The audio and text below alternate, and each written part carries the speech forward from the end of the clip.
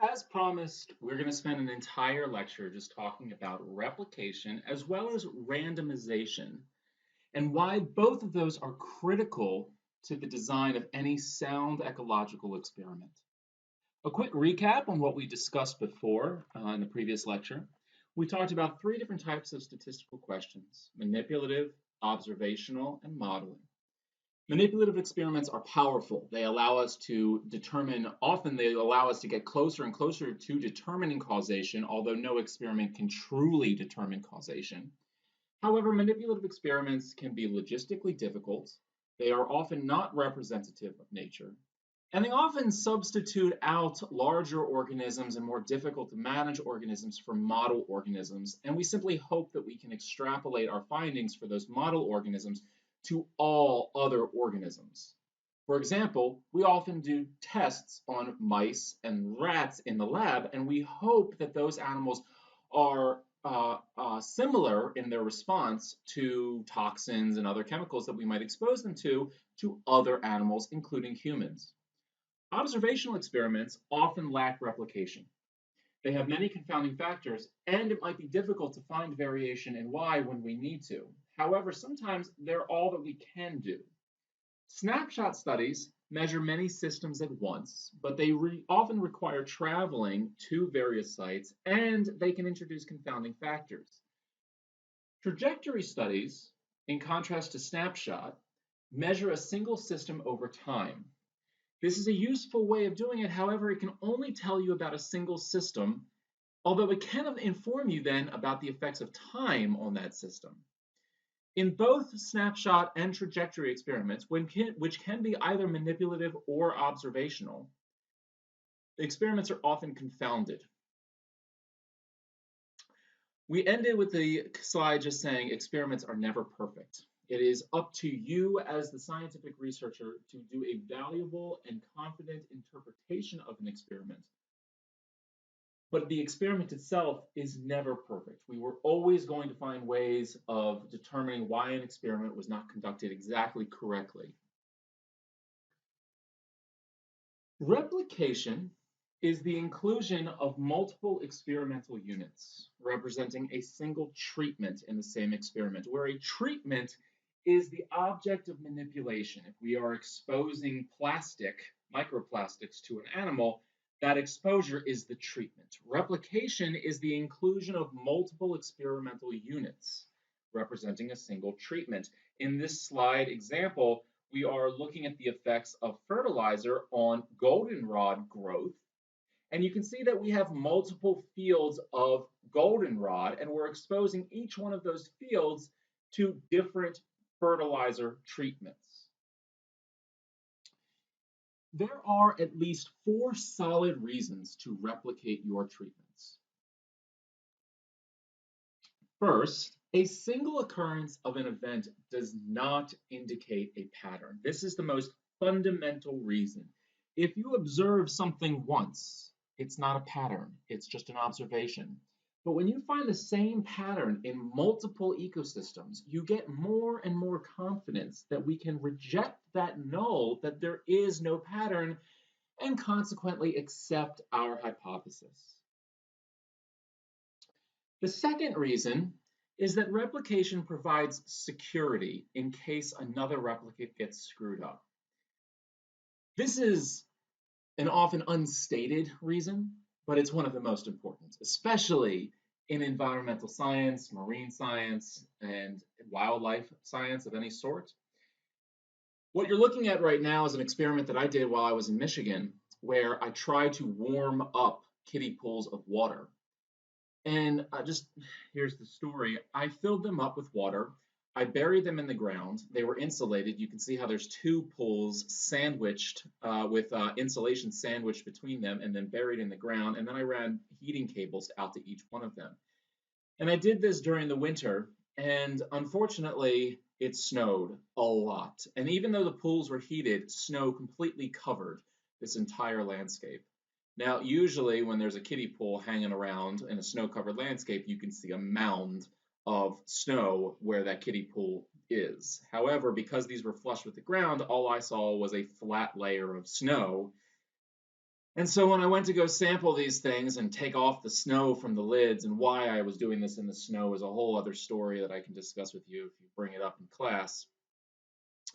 Um, I accidentally just kept on stepping in the pools because I had no idea where they were. And I got to tell you that stepping into a kiddie pool of warm water during a very, very freezing winter day is a wonderful experience. But taking your foot out of it is awful. Anyways, the pools that I accidentally stepped in had to be completely tossed out because I unfortunately screwed them up.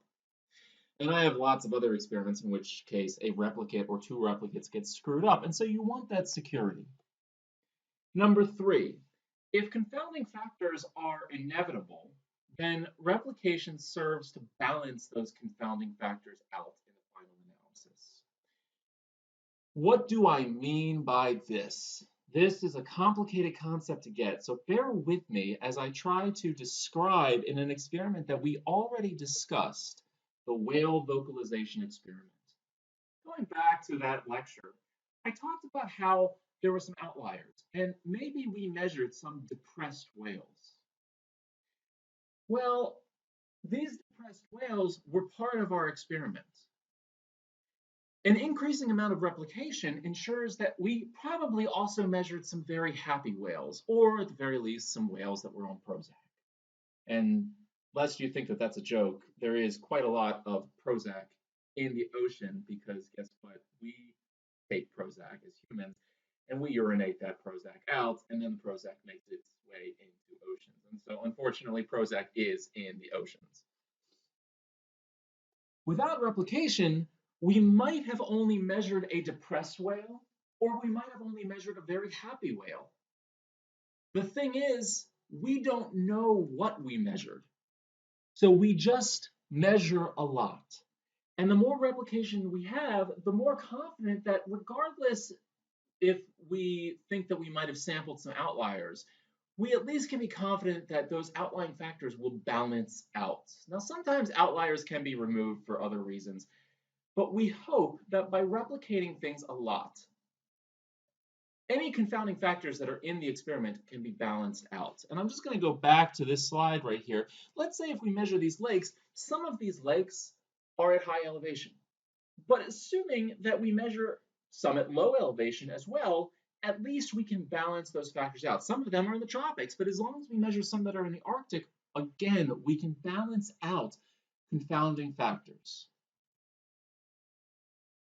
A fourth and important reason, this is probably the most important reason, actually, with more replication, you always have a more accurate prediction of the true average. What do I mean by this? We are going to play God again in this whale vocalization experiment.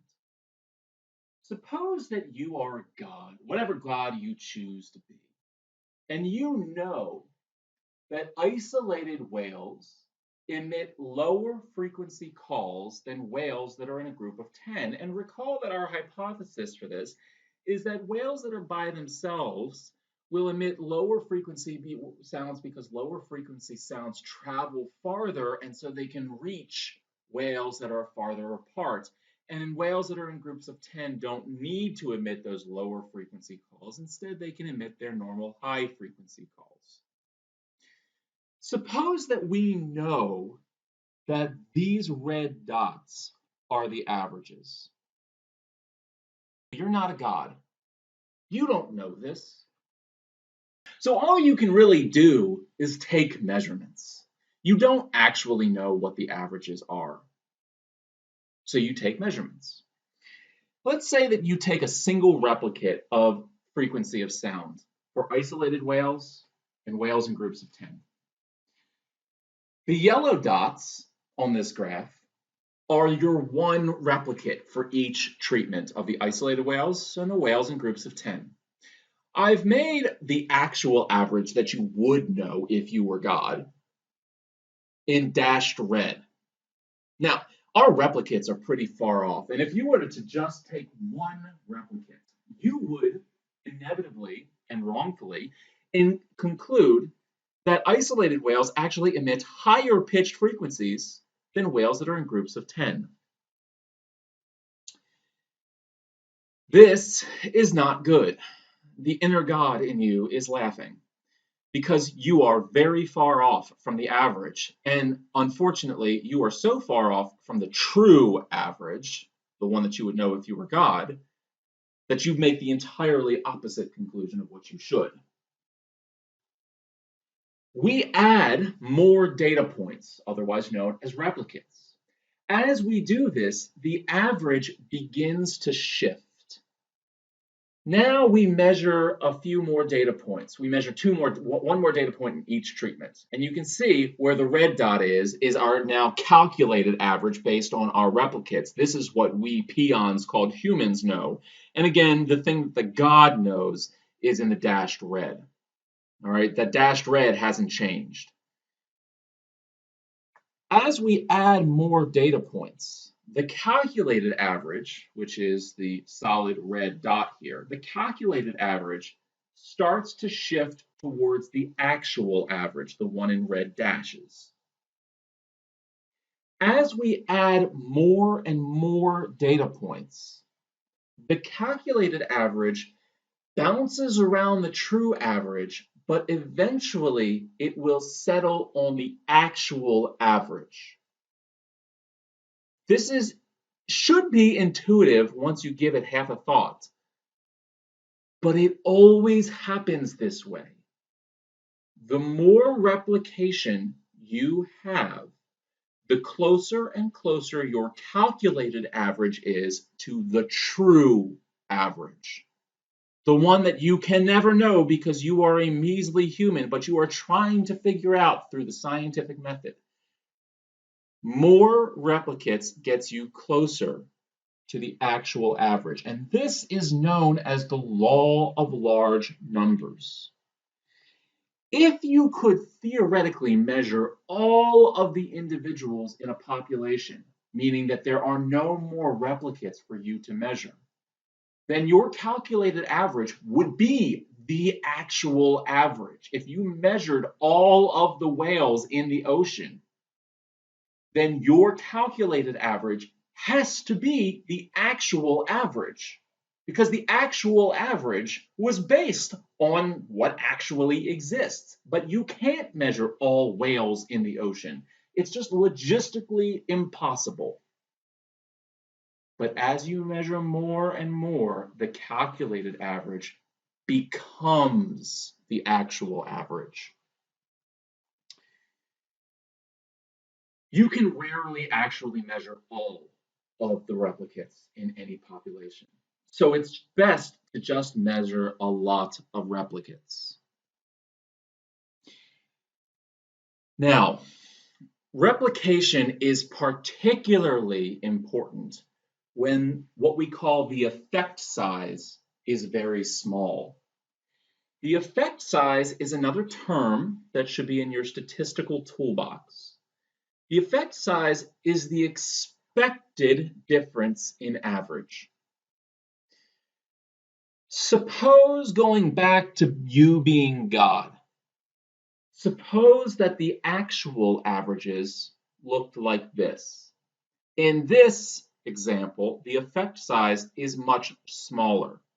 Isolated whales still have a slightly lower frequency than whales that are in groups of 10, but the difference between those averages is much smaller. This is known as the effect size, the difference in averages. We start by measuring some samples. The calculated average is pretty far off. All right, we have some replicates, but the solid red dot is our calculated average. It's pretty far off. As we measure more and more replicates, you will have more and more confidence that the averages are actually different from one another. If you have a low effect size, you need more replicates to get more confidence that the two are different from one another. To drive this point home, suppose that the averages are actually far apart. In that case, 5 replicates would suffice. You would definitely conclude from this graph that the two treatments have different averages. But if we go back to this, when the effect size is small, you need much more replication to be confident that there's actually a difference between the averages. Even here, you are probably not that confident that there's actually a difference. Now, if it happens to be that there is extremely little variation, perhaps because your measurement instruments are incredibly precise, you could get away with only a few replicates.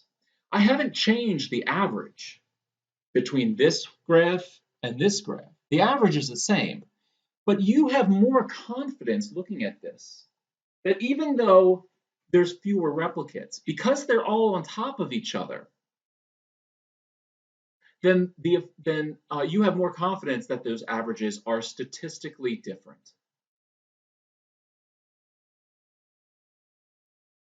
Hence, the total number of replicates that you include in your experiment depends on 4 factors. First is the logistics. How many can you actually measure? Second, the variation you expect to see in your data. If you have more variation, you need more replication. You need to balance out those confounding factors. The magnitude of difference you expect to see between treatments is also known as the effect size, and larger effect sizes require fewer replicates. Smaller effect size requires more replicates. So when designing your experiment, I need you to think about what is the actual calculated difference between, or what do you think is the actual difference between your treatments? And if it is very tiny, recognize, and especially if your instruments are not very precise, recognize that you're going to need a lot more replicates than you probably think. Now, the last point that I want to make is a very important but often overlooked in beginning statistical classes. How much injury will you be incurring to nature? Although you might be able to manipulate quite a lot in nature, that doesn't mean that you should. Most research facilities adhere to very strict protocols about minimizing pain and suffering to animals. And I'm going to guess that most of you want this to be this way, particularly vertebrates. Any study using vertebrates or not, but mostly using vertebrates, should maximize the amount of discovery while minimizing the suffering that you cause to organisms on this planet. It's very much worth pointing out that, like all other universities, Stockton has an Institute for Animal Care and Use Committee, otherwise known as the IUCOC, that oversees any vertebrate research. Currently, Dr. Matthew Bonin is the chair of the Animal Care and Use Committee. I have permits to work with frogs that are filed with the IUCOC. And if you do any research with vertebrates of any kind, especially those where you handle vertebrates, you must file an IUCOC protocol. If you are doing this in the name of Stockton University, you must file for an IUCOC protocol. Now, if you are not handling the vertebrates and you're not causing any real harm to them, IUCOC does not really play a factor. But if you are going to manipulate vertebrates in any kind of way, even in this class, you have to file for an IUCOC, and it is a drawn-out process. Now, as far as how many replicates are good in any experiment, your textbook gives the rule of 10 replicates, where your experiment should have at least 10 replicates of any treatment. Now, I call complete bullshit on this. You don't need 10 replicates. I do a lot of experiments with 4 replicates, and that's usually enough. The point, though, that you need to understand is that if you are going to have 4 replicates, you better have a very large effect size, meaning that the difference between your expected averages is going to be very large. If it's not large, you need to increase the replication.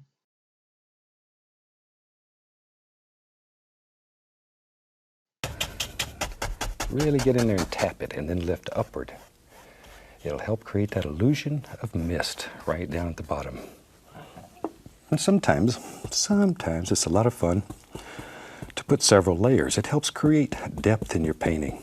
And for that, we'll add a little more blue, but we make it a little darker. Add a little bit of Prussian blue to it and make it a little darker. But Now, another point that I want to make, replicates must be independent measurements of the same manipulation. This is key in experimental design. Let's say that I want to look at the effects of pesticides on fish. If I dump pesticide into this lake and measure the abundance of fish at 4 different sites in the lake, all of the samples are technically confounded with each other. Why? Because it's just one lake. All of the fish interact with each other. Why would I be justified in sampling the fish on the left side of the lake and sampling the fish on the right side of the lake and saying that those two should represent 2 different responses? That's not correct. They're related. Fish swim to parts of the lake. They interact with everything in the lake. It's just one lake. I can't subdivide my lake. Now, you can in some experiments, and we'll talk about that more in depth. In your study, you should try very hard to ensure that your replicates are independent of one another. You should try really hard to do this. Now, how do we do this? Let's generate another example. I hypothesize that birds visit yellow bird boxes more than any other color bird box. Why? Oh, this species of bird that I'm looking at just happens to be more attracted to yellow bird boxes. Turns out, birds hate red birdhouses. They hate them, just hate them. And they really prefer yellow bird boxes. However, if I put a red bird box near this yellow bird box, and the yellow bird box becomes too crowded, some of the birds are going to visit that red birdhouse.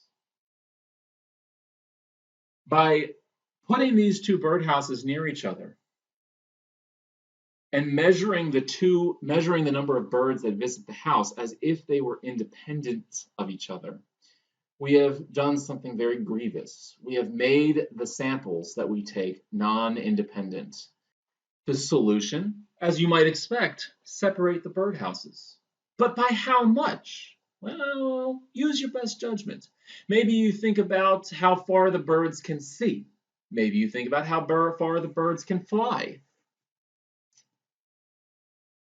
But if you separate them too much, then you risk confounding your experimental design.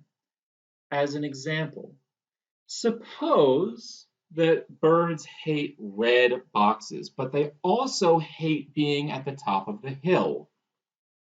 You put yellow bird boxes at the top of the hill and you put red bird boxes at the bottom of the hill. Well, now you have no idea whether they're visiting the red bird boxes because they hate being at the top of the hill, or maybe they hate the yellow boxes. You don't know. You have confounded altitude, the height up the mountain, with the color of the bird box. Randomization is the random assignment of treatments or selection of samples in your experiment. And those two are different. We'll talk about them in a second, how they are different. In this study, I do want to separate my bird boxes, but I recognize that my experiment is confounded with altitude, up the elevation up the mountainside. So to get over that confounding factor, I randomize the placement of yellow and red boxes all up the mountainside. If this is a little unclear to you, don't worry, we're running through several more examples. Randomization should occur during every step of your experimental process and is one of the most important yet one of the most forgettable features of any good experiment. Let's run through another example. This one is a real example that I've worked with. I hypothesize that exposure to microplastic contamination will reduce the growth rate of aquatic organisms. This is a pretty strong hypothesis. It's broad, general, but it's also directional. And it's one that I have directly tested. I predict that increasing levels of exposure to microplastic will reduce the amount of mass gained by wood frog tadpoles after 2 months. To test this hypothesis, I'm going to expose wood frog tadpoles to microplastics over 2 months, and I'm going to measure their growth.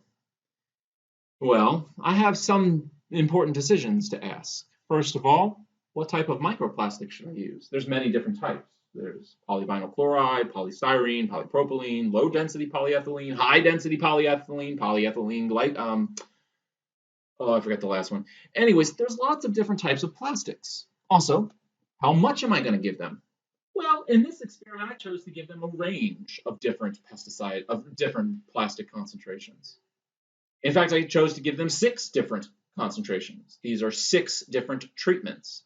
And just to make myself feel good about life, I actually exposed tadpoles to each of those plastic types at each concentration.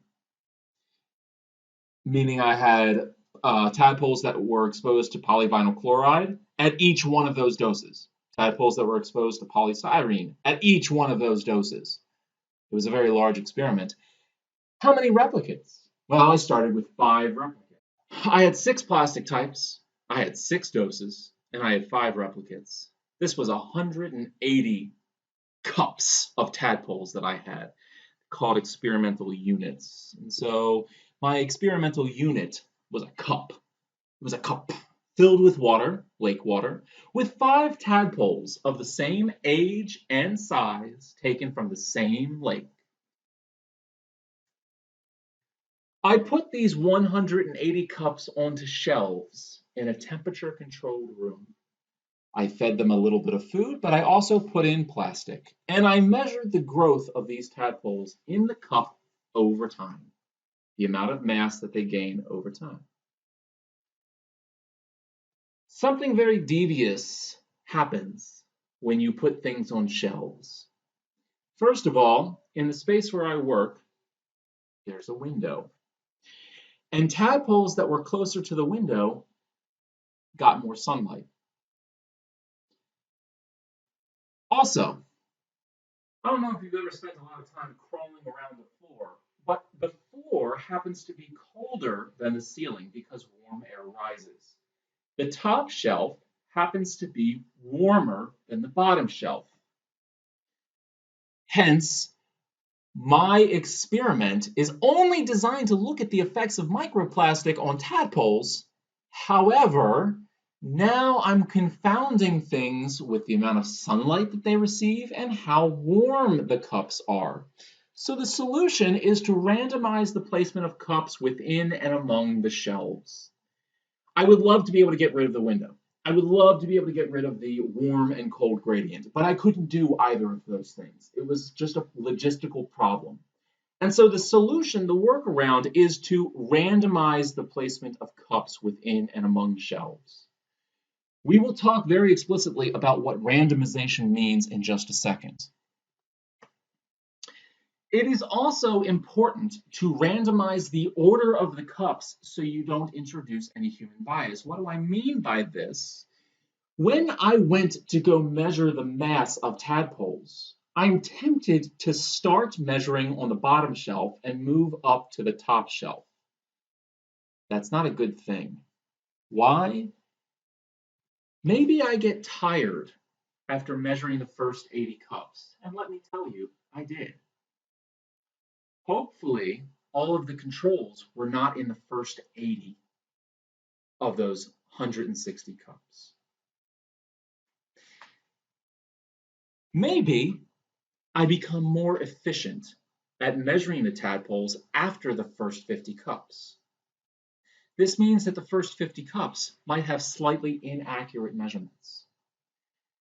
This is not this is reality, right? Human error is part of an experiment. There is no getting around it. We are not robots. And even if we have robots do the experiment for us, we program those robots to do the experiment, and there is still sources of human error and bias. I have to tell you, it takes 4 hours to work through all of the cups. Maybe the effects of plastic on tadpoles happens to be different between 1 p.m. and 4 p.m. The solution?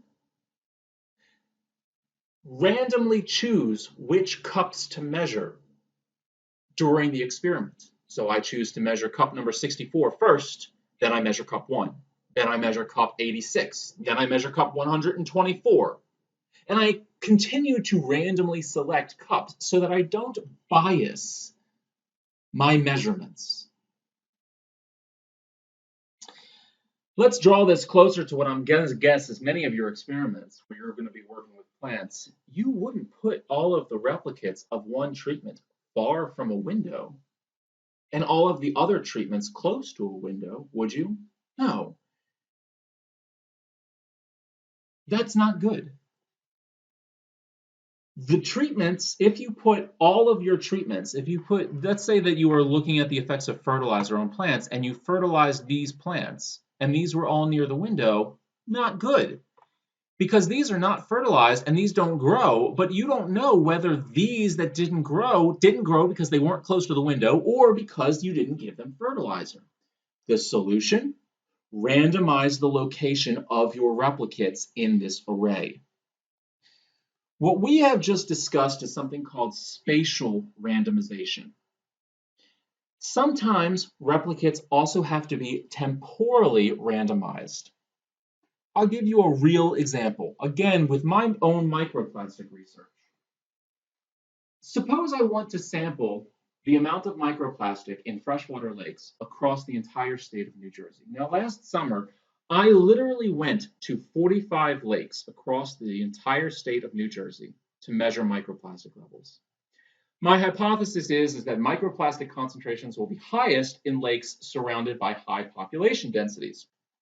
More people, more plastic. Makes sense.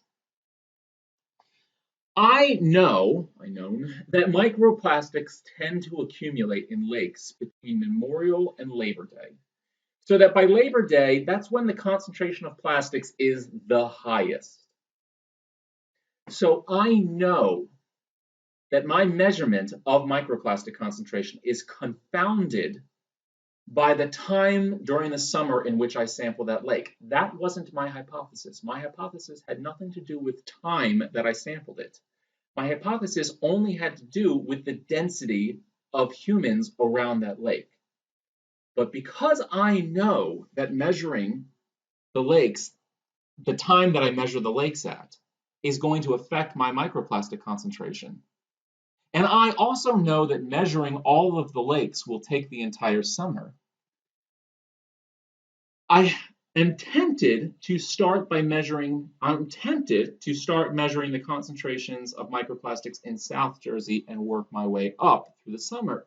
At this point, you should recognize what the problem is. Microplastic concentrations in South Jersey will be lower because there is less population and because I started earlier in the summer. That's not good. I don't want that bias in my experiment. So the better thing to do, although I really don't want to do it, is to drive to random lakes throughout the summer. This takes a long time, but by measuring a random lake at random intervals, I can therefore get rid of that temporal bias. I can measure both depressed and happy whales. I can measure lakes early as well as late in the summer. I can measure high population density lakes early in the summer and high population density lakes late in the summer. Here, let's have a little evergreen tree. He lives right there. See? Just make a line, take the corner of the brush, make a touch. Make another one, and just sort of work from the center out. There it goes. It's easier to do them fast than it is slow, though. Here they come. Just sort of back and forth. I had a lady in class one time told me it was like making Z's, the letter Z. She called them Z trees. So I guess that's as good of an analogy as any. From the center out. The center of the tree should be the thickest, darkest, strongest part of the tree. Because you have leaves on the back, you have a trunk in the middle, and you have... It's at this point in the lecture that I have to go back and define randomization. I never really got the opportunity to do that, but it is important nonetheless. Randomization is different from haphazard. Most of the time, what you think of as random is actually haphazard. True randomization occurs when there is absolutely no independence between numbers in a sequence. Haphazard occurs when you use an underlying systematic way of assigning order. I'll give you a real-time example. A true random experiment is a non-weighted, completely non-weighted die. Rolling fair dice is a random method. Haphazard would be asking someone for a number from 1 to 6. If I asked you for a number 1 to 6, it's not random. You have a thought process in your head that leads you to choose a certain number. Point is, you're a shitty random number generator. Now, we can ask Excel to generate random numbers for us, but in fact, Excel is also a fairly shitty random number generator. The reason why Excel is a bad random number generator is because Excel actually has a complex algorithm to choose a random number. And it starts by looking at the timestamp on your computer. What is the time? Now, the time on your computer is a complex coding algorithm. And your computer uses the current time associated with another algorithm to choose a random number for you. It is not truly random. It is actually haphazard. And it is debatable whether there is such a thing as true randomness in the universe. Why do I bring this up? Why is this so important? Because you should never choose the location of your replicates. You are one of the worst random number generators out there. A coin flip would be infinitely better. However, there is a place where you can go to get true random numbers, and we will practice with this in class. The site is called random.org, and it also uses an algorithm to generate random numbers. However, it uses, like Excel uses your timestamp as the seed number to generate its algorithm, so does random.org. Instead of using the timestamp, it uses the location of cosmic microwave background radiation in outer space from the Hubble freaking telescope as a seed for generating a quote-unquote random number.